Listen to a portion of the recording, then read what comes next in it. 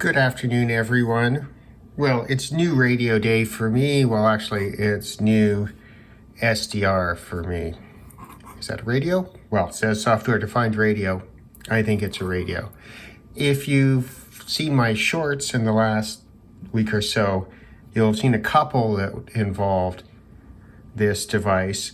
I've been putting off buying an SDR for a long time because I thought I wanted to buy something that was actually good for high frequency use, because that's mostly what I'm interested in.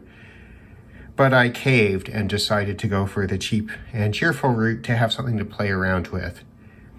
In this video, I'm really just going to talk about my why I made that choice and why I think it ultimately is probably a good one, even though I'll probably invest in something better in the future, and why I decided to buy something cheap and cheerful before investing, well, what would be a couple of $100 in, one of a number of options that are supposed to be better for high frequency use, because I'm really interested in this as a shortwave listening device. Other uses are secondary.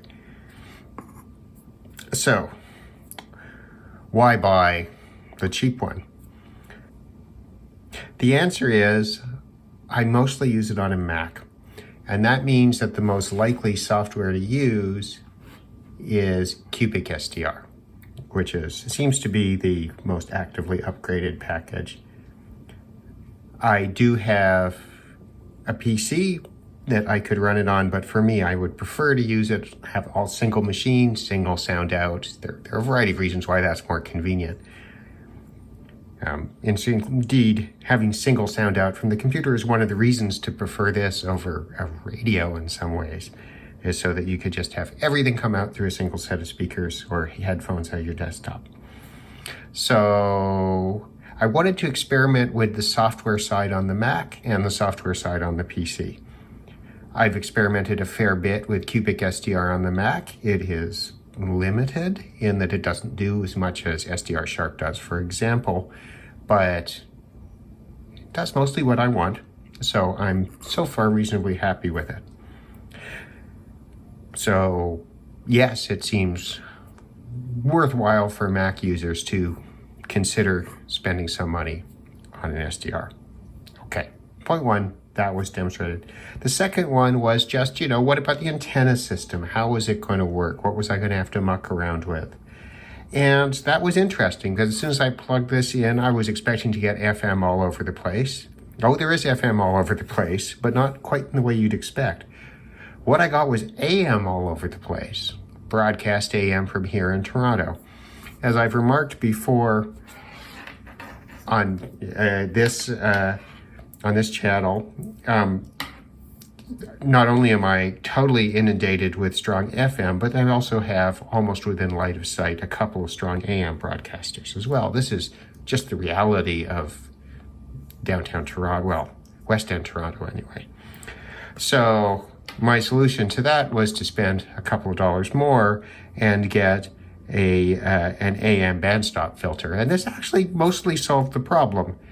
I can, oddly enough, still receive AM just fine because the stations are so strong. But this is supposed to be 6 dB reduction. Does it say on it?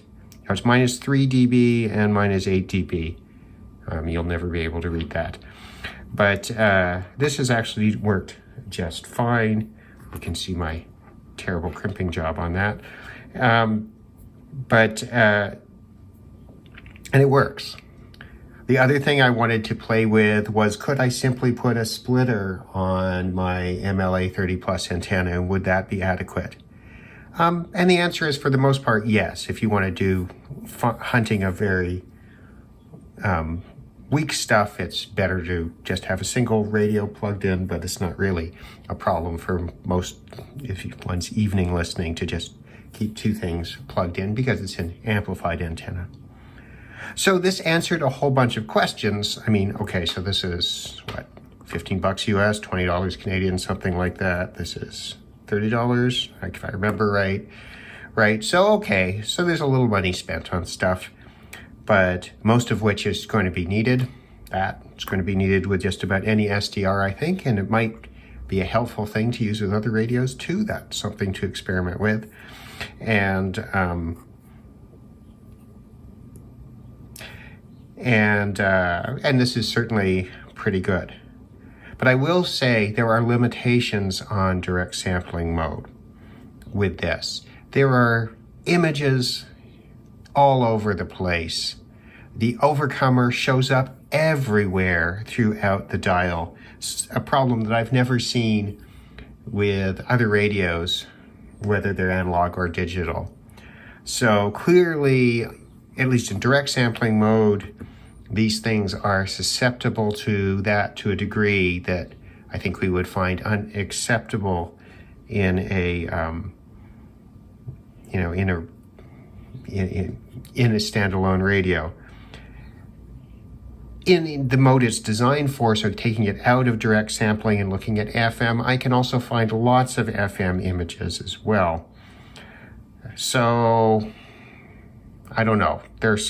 I have questions, right, about usefulness, but clearly it's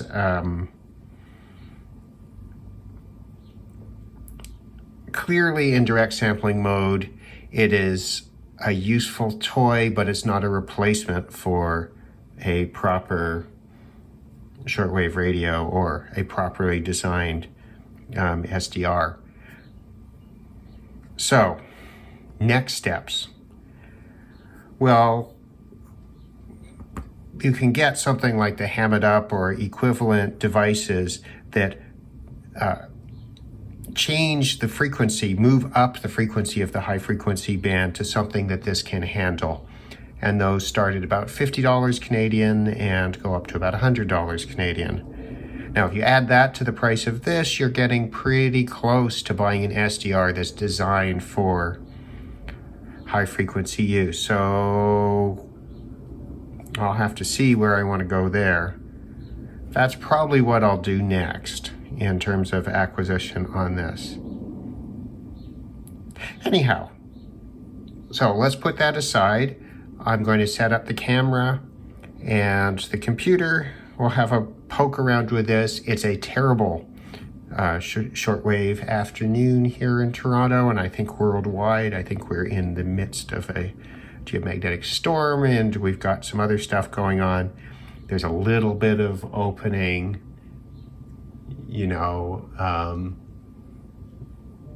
around the 20 meter band or so, but that's pretty well it. Everything's closed today. So I'll show you where I'm getting sort of images from strong high frequency stations. I'll try to give you some idea of what's going on with the FM, and I'll leave it at that. Okay. As I was saying before, we have not a very good day. Most things are closed. We've got a little bit up here. This is the overcomer, right? But I just want to, we'll turn that down. That's enough of that. Just to show you what's going on with the SDR. And so if we just to show you what mode it's in, we're in direct sampling Q branch, which is what we need to do to get into the high frequency bands with this. And that's great, right? We've got, you can whip around.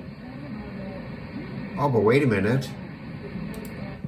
That was the overcomer. This is what it's supposed to be on at this time of day. But I don't know if you can hear that. But that's still the overcomer. Not supposed to be there. You can slide it around a little bit, right? Overcomer.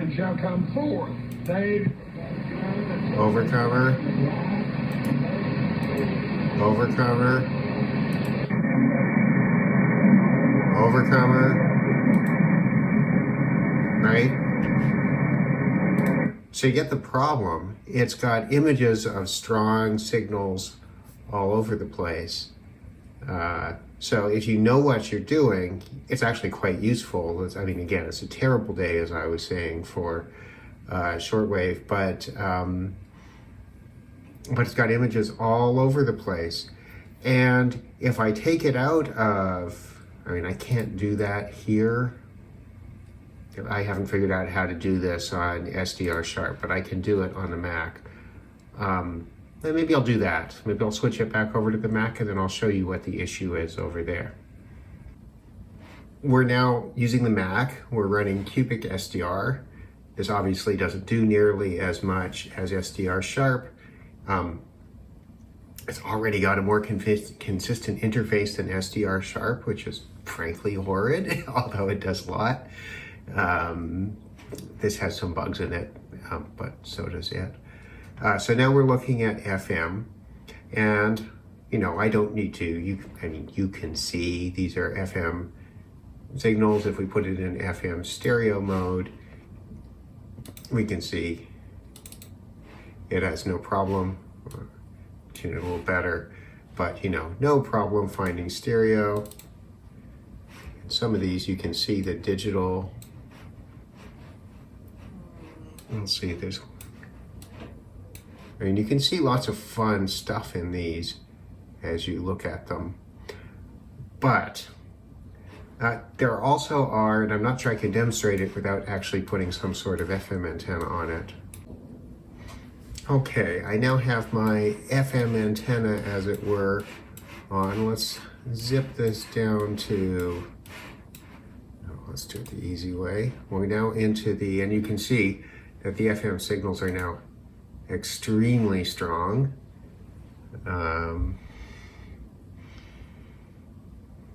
Yeah, it's peaking at minus like 14 dB, and you'll remember that I'm using 2 inches of wire, 3 inches of wire as an antenna here. And if we briefly unmute it, right, we can hear what it's up to. We can now also pick up some weird things, right? So we've got some images showing.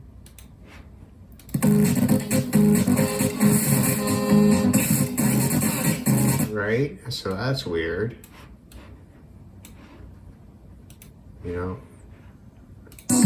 Same thing for the edge.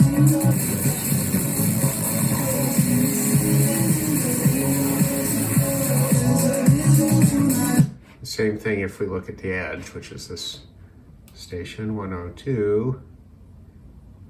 The drift of the frequency is a little bit more, I don't know. It's not too bad anyway.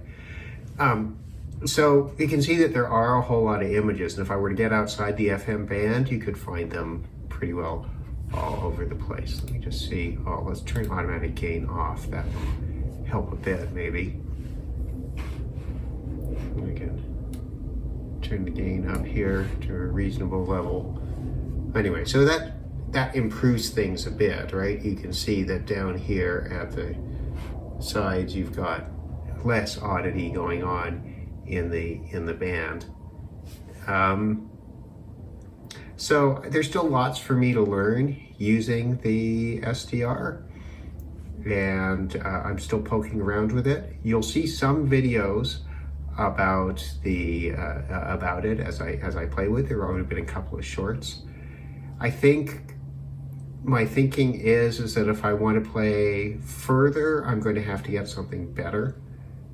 But I'm not upset with having spent my $30 on the RTL SDR, because it can always remain a secondary one for FM attached to either a different computer or a different port, thereby solving my needing 2 devices and 2 different antenna systems. Anyhow, I hope this was interesting. I'm sort of randomly talking about my thinking around buying this as opposed to spending the money for, what I really probably need in the long run. Thanks very much for watching.